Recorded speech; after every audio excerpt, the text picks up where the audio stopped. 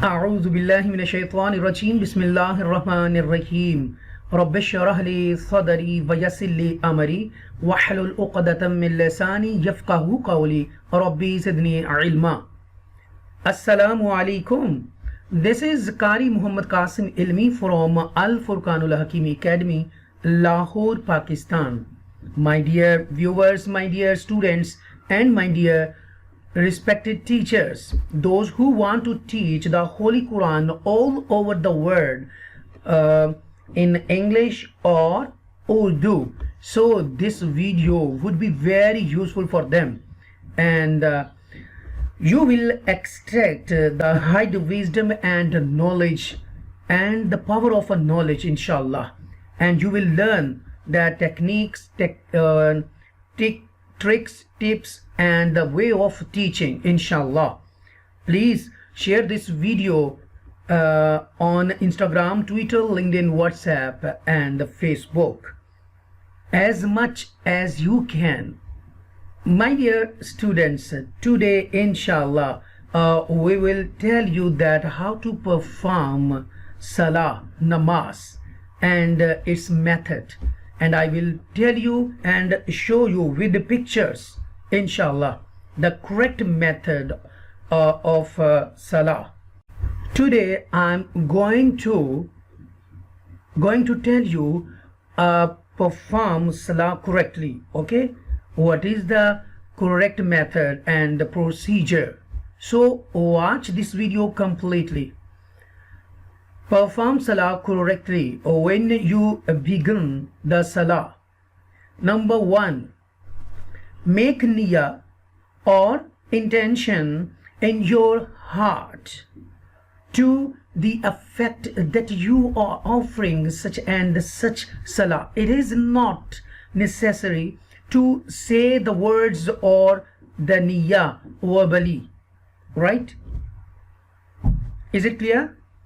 Yes or no? Yes. Okay, good. That's very good. Now, point number 2, raise your hands up to your ears in a way that palm face Qibla. Look at this one and this one.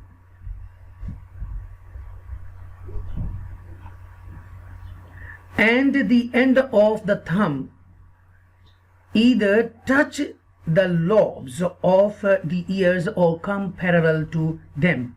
The rest of the fingers stay straight, pointing upwards. There are some who would tend to turn the direction of the palm towards their ears rather than having them face the Qibla. Look at this position. There are some other who almost cover their ears with their hands. There are still others who would make a faint symbolic gesture without raising their hands fully up to the ears. Some other grips the lobes of their ears, with their hands. All these practices are incorrect and contrary to Sunnah. These should be abandoned. Look at this position. Look, this one. Point number 3. While raising your hands in the manner stated above, say Allahu Akbar. Allahu Akbar. Then using the thumb and the little finger of your right hand, make a circle around the rest of your left hand and hold it. Look at this one. I'm talking about this position. You should then spread out the 3 remaining fingers of your right hand on the neck of your left hand so that these fingers face the elbow. Placing both hands slightly below the navel, fold them as explained above. Navel. Yes, look at this one. When you are standing, if you are making your salat alone or leading it as imam, you first recite sana, subhanakallahumma wa bihamdika wa tabarak asmuka wa ta'ala jadduka wa la ilaha ghayruk. Then Surah Al-Fatihah, then some other surah. If you are behind an imam, you only recite Sana, Subhanakallahumma wa bihamdika wa tabaraka ismuka wa ta'ala jadduka wa la ilaha ghayruk. That's all. And then stand silent, listening attentively to the recitation of the imam. If the imam's recitation is not loud enough for you to hear, you should be thinking of Surah Al-Fatihah using your heart and mind, without moving your tongue, without moving your tongue. Just listen. When you are reciting yourself, it is better that you, while reciting Surah Al-Fatihah, stop at every verse and break your breath. Recite the next verse in a single breath. For example, break your breath at Alhamdulillahi Rabbil Alameen, Ar-Rahmanir Rahim, then on Ar-Rahmanir Rahim, then on Maliki Yawmiddin. Recite the whole Surah Al-Fatihah, Al-Shifa, in this manner, but there is no harm if during the recitation that follows more than one verse has been recited in a single breath. Point number 3. Don't move any part of your body without the need in peace. The more, the better. If you have to scratch or do something else like that, use only one hand, and that too under very serious compulsion, using the least time and effort. Point number 4. Transferring the weight of the body onto one leg and leaving the other weightlessly loose to the limit that it shows a certain bend is against the etiquette of Salah. Abstain from it. Either you transfer your body weight equally on both legs, or if you must channel your body weight on one leg, you have to do it in a way that the other leg shows no bend or curve. Point number 5. If you feel like yawning, try your best to stop it. When standing for Salat, keep your eyes looking at the spot where you make your Sajdah. Abstain from looking to your right and left or front. When in Ruku, when you bend for Ruku, watch out for the following. Number 1, bend the upper part of your body up to point where the neck and the back nearly level up. This position. I am talking about this position. Do not bend any more less than that. Number 2, while in Ruku, do not bend the neck to the limit that the chin starts touching the chest, nor raise it so high that the neck goes higher than the waist level. Instead, the neck and the waist should be in one level. Okay, look at this position. Point number 3. In Ruku, keep feet straight. Do not place them with an outward or inward slant. Number 4. Place both hands on your knees in a way that fingers of both hands stay open.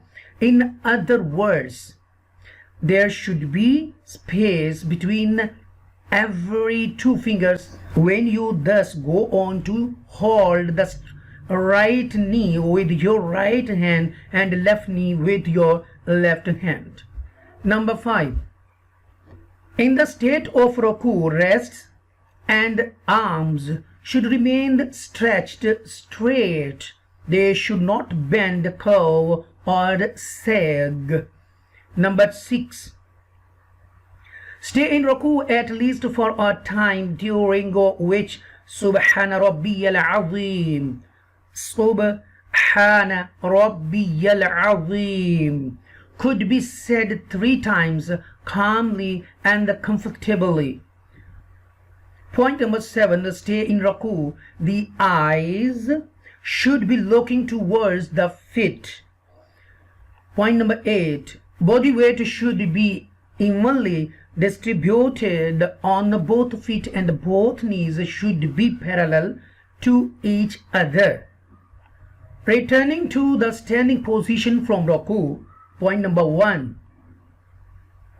While returning from Ruku back to the standing position, see that you stand straight, leaving no sag or drop in the body. Point number 2. In this position as well, eyes should be fixed on the spot where you do your sajda.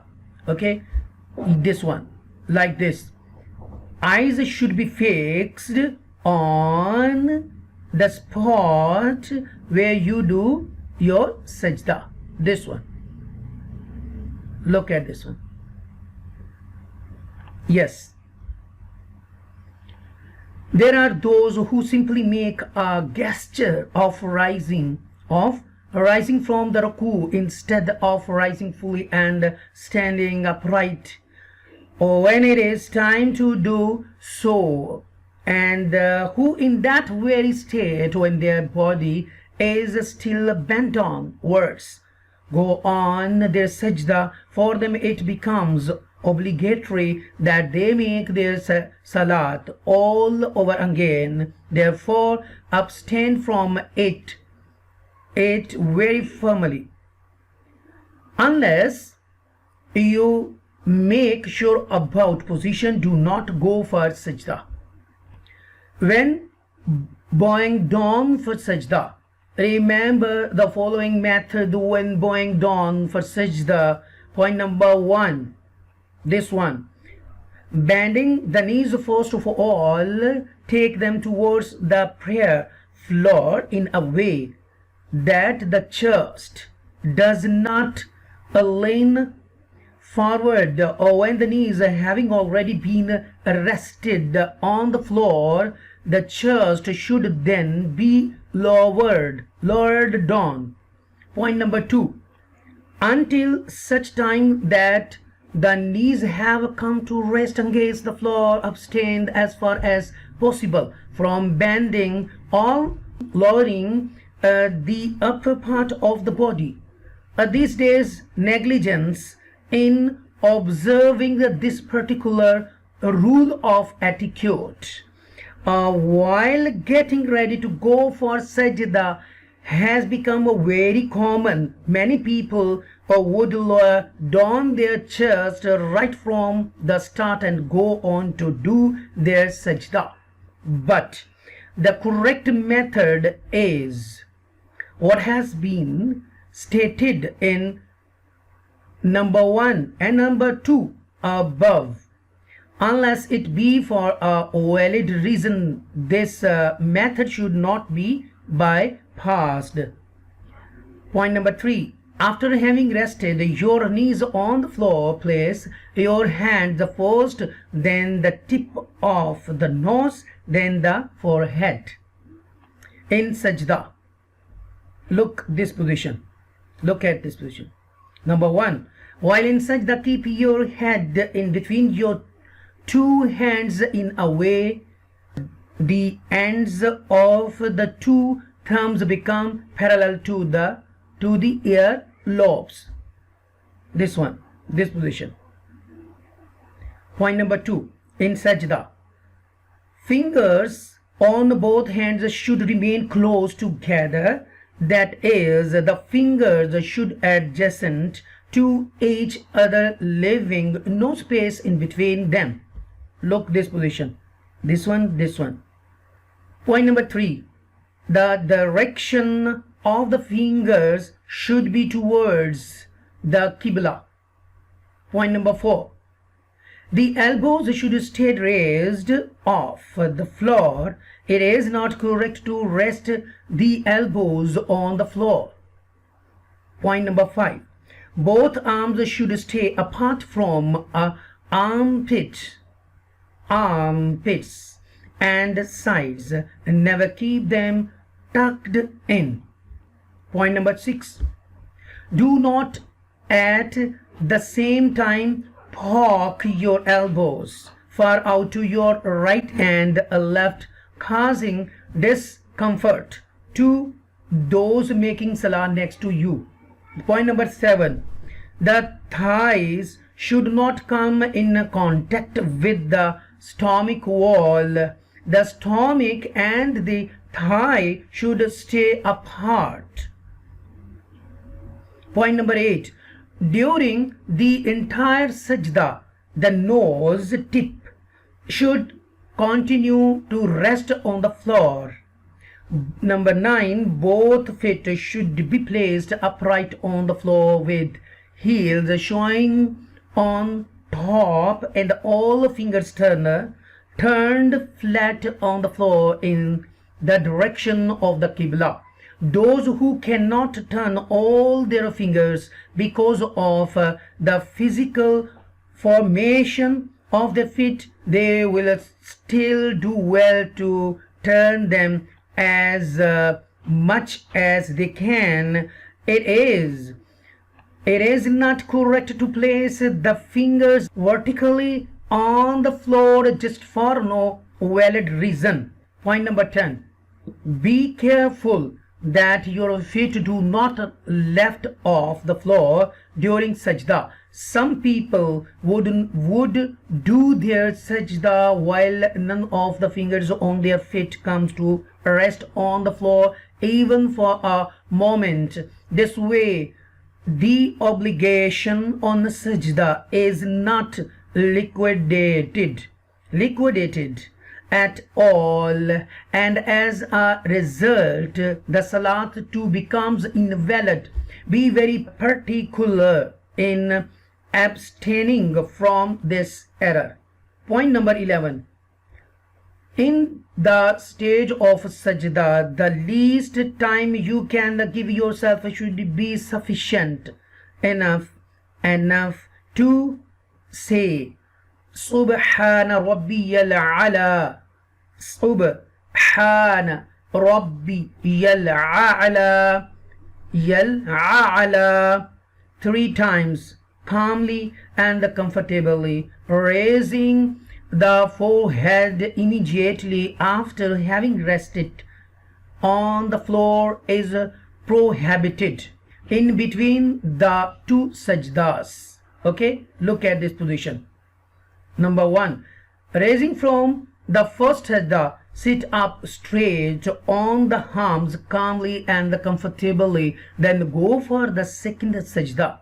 Doing the second sajda, after raising the head just a little bit and without becoming straight is an sin.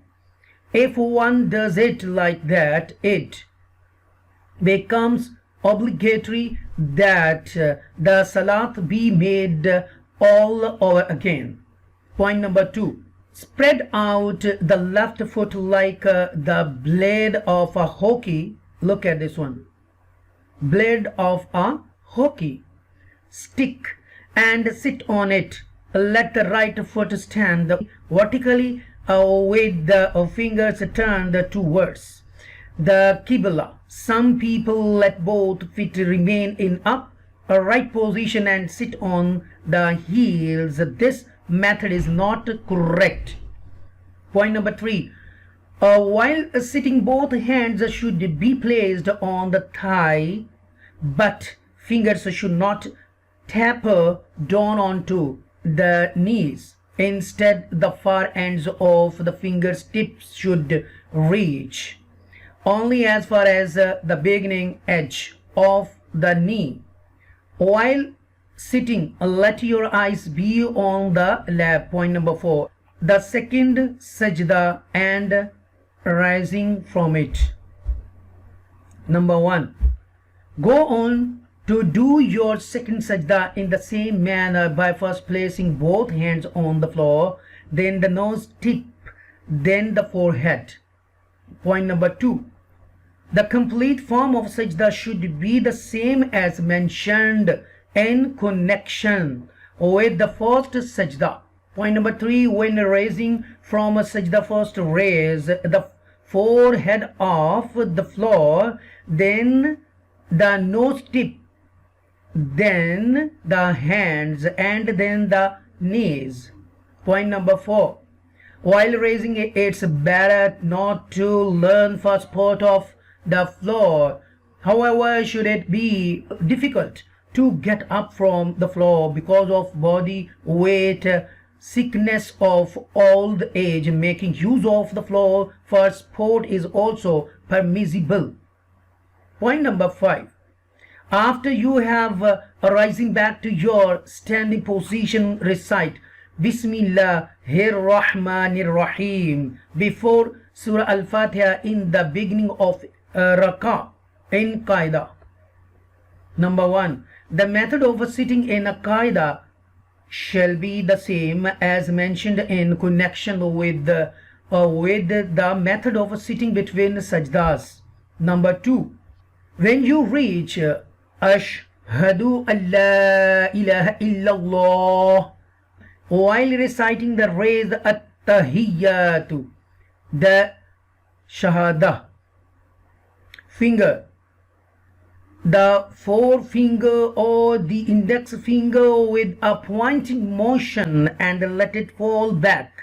The method of making a pointing motion is that you make a circle by joining your middle finger and the thumb, close the little finger and the ring finger, the one next to it. Then raise the shahada finger in a way that it is tapered towards in the Qibla. It should not be raised up straight in the direction of the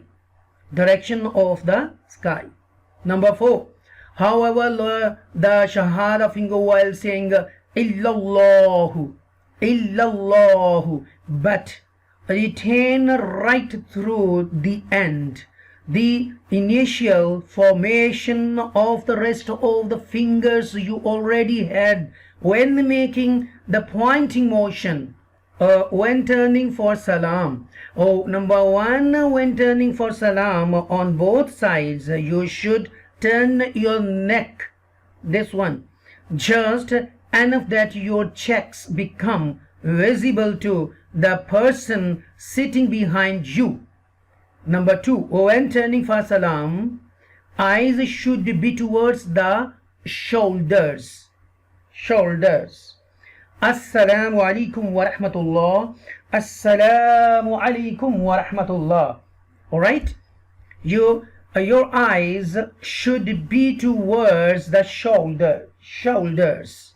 Number 3. When turning your neck to the right to say Assalamu alaikum wa rahmatullah, make an intention that you are offering your salam, greetings to all human beings and angels on your right. Similarly, while turning for salam to the left, have the intention of offering your salam, greetings to all human beings and angels present on your left and right.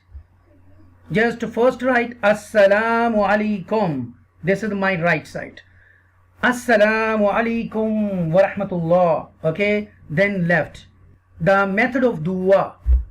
Number 1. The method of dua is that both hands be raised high. The method of dua is that both hands be raised high enough to that they come in front of the chest. Let there be some space between the two hands. Do not bring the hands close to their nor keep them far apart, like this. Okay. When making dua, keep the inner side of the hands turned towards your face. Allahumma salli ala Sayyidina Muhammadin wa ala ali Sayyidina Muhammadin bi'adadi kulli zarratin mi'ata alfi marra. Allahumma salli ala Muhammad wa ali Muhammad. Allahumma اغفر وارحم وأنت خير الراحمين. اللهم اغفر للمؤمنين والمؤمنات والمسلمين والمسلمات. أستغفر الله ربي من كل ذنب وأتوب إليه. اللهم إني أسألك بركة في الأمر وصحة في البدن وراحة في المعيشة ووسعة في الرزق وزيادة في العلم وثبتنا على الإيمان. Ameen. May Allah keep you always happy and succeed you in deen dunya and akhirah. May Allah make your children and kids noor of your eyes. Ameen. Pakistan Zindabad. Allah Hafiz.